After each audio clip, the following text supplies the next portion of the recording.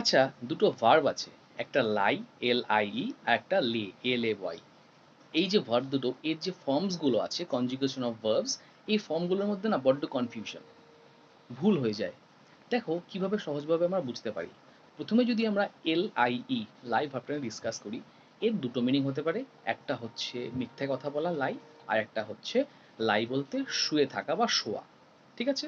যেটা কোনো সমান্তরাল পজিশনকে বোঝায়, হরাইজন্টাল পজিশন। ওকে, যদি আমি ওই শোয়ার ক্ষেত্রে ভার্বটাকে ইউজ করি, সেক্ষেত্রে তার প্রেজেন্ট ফর্মটা কি? LIE, লাই। যেমন I lie on the sofa every afternoon. এই ভার্বের পাস্ট ফর্ম কি হবে? সেটা হবে হচ্ছে LAY, লে।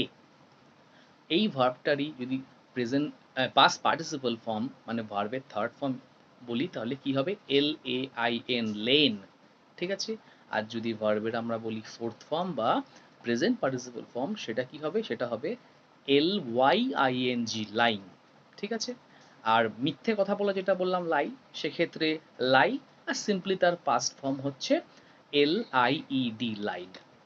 মাথায় রাখবে এই যে লাই ভার্বটা, যেটা শোয়ার ক্ষেত্রে বললাম, সেটা কিন্তু ইনট্রান্সিটিভ ওয়েতে ইউজ হয়, মানে অবজেক্ট ক্যারি করে না, অবজেক্ট থাকে না, তাই ইনট্রান্সিটিভ ভার্ব।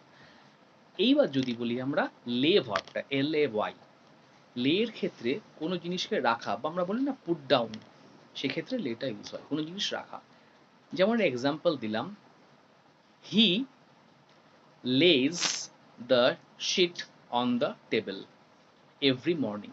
প্রত্যেক দিন সকালে সে টেবিলের উপরে ক্লথ, টেবিল ক্লথ পাতে বা বিছিয়ে দেয়। ঠিক আছে? এইবার এই ভার্বটার পাস্ট ফর্ম কি হবে? হবে হচ্ছে LAID, লেড। ভার্বের থার্ড ফর্ম কি হবে?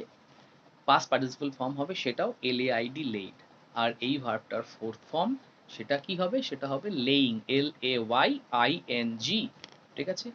তাহলে এটা মনে রাখবে, এই যে লে ভার্বটা আছে, এই লে ভার্বটা কিন্তু একটা অবজেক্ট ক্যারি করে, তার মানে এটা কিন্তু ট্রানজিটিভ হিসাবে ইউজ হবে। ঠিক আছে? তাহলে লাইটা হচ্ছে যেটা সমান্তরাল পজিশন এবং সেটা ইনট্রানজিটিভ হিসেবে ইউজ হয়, ওয়্যারএজ এই যে লে ভার্বটা, এই লে ভার্বটা হচ্ছে ট্রানজিটিভ, যেটা একটা অবজেক্ট ক্যারি করে। ঠিক আছে? তোমাদের বোঝার জন্য আমি একটা চার্ট দিয়ে দিচ্ছি স্ক্রিনে, তোমরা চার্টটা দেখলে ভার্বসের ফর্মগুলো কখনো গোলাবে না, বুঝতে পারবে। কেমন?